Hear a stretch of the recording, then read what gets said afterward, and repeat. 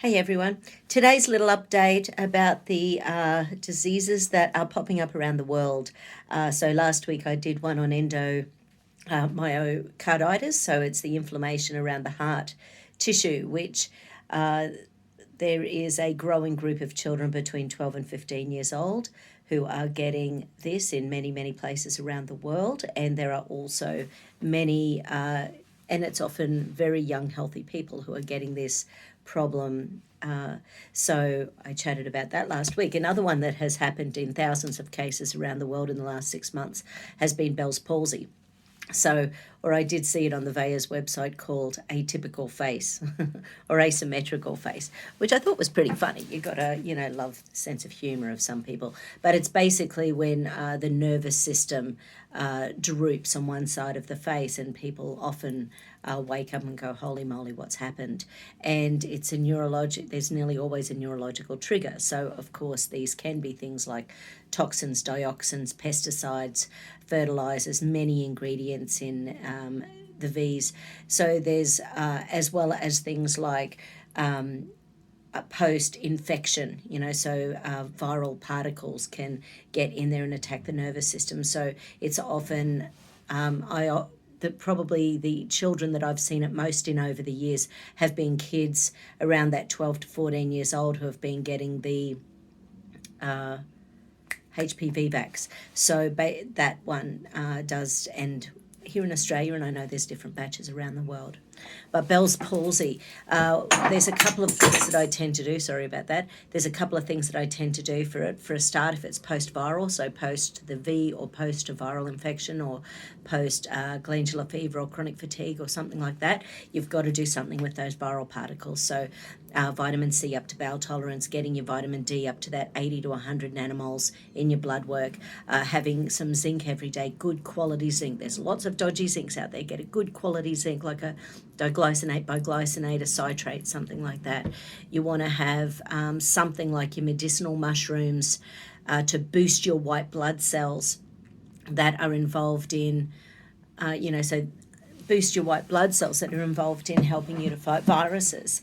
If there's someone in your area who does live blood screening, have a look at your blood, see how active and vital your white blood cells are. Because if they're sitting dormant, and this is what I often see after the V's, is that about somewhere between 20 and 30% of the white blood cells simply are not active. They're just not active. And you can see that as clear as day when you're looking at live blood.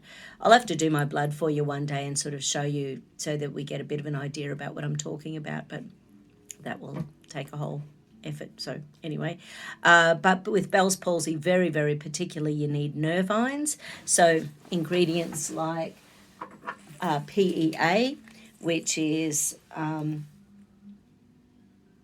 palmidrol, which is palmitoethanolamide.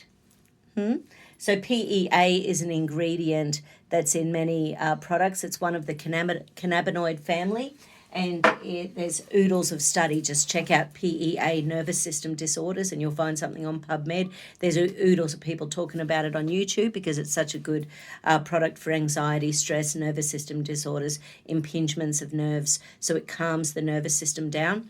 So B12, really important. So I know people who've got, say, MS and Parkinson's and that sort of thing, and their nervous system feels best when their free B12 in their blood test is up around 1,500. These are Australian doses, but basically in the blood work, I think it says anything over 500 is too high. But you've got to remember, if you're someone with a nervous system disorder, you need higher levels of some things than what the blood work shows. Blood work is about deficiencies. It's not about health. It's not about health. So that's something else. Herbs like rosemary is great for the nervous system. Turmeric is anti-inflammatory. Licorice is great for the adrenal glands. Lavender is wonderful for the nervous system. Jamaican dogwood is like kava. They both calm the nervous system. They're in a group sedative hallucinogenic herbs, but they're not really hallucinogenics. They just make you feel nice and calm.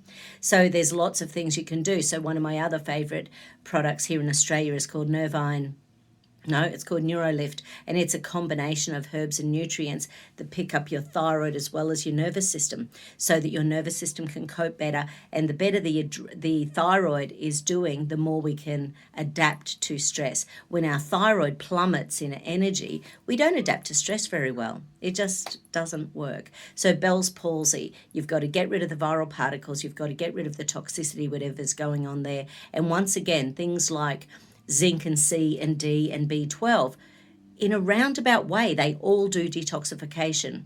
But then you can add in something like silymarin for the liver, parsley tea for the kidneys, zeolites, if that's your thing, making sure they're fully purified, glutathione, lipoic acid, N-acetylcysteine. These are all things. So you can often get, say, antioxidant combinations. Doing coffee enemas increases your blood glutathione by about 700%. So there's lots of different ways depending on what. And if you can, buy organic whenever you can. Don't put more pesticides, more toxins, more genetic modification into your body, because these are not vital foods. They're not energetic healing foods. So think every time you eat, is this good for me or is it not? Bell's palsy, another one of these magical diseases going up around the planet at the moment. Take care. Bye.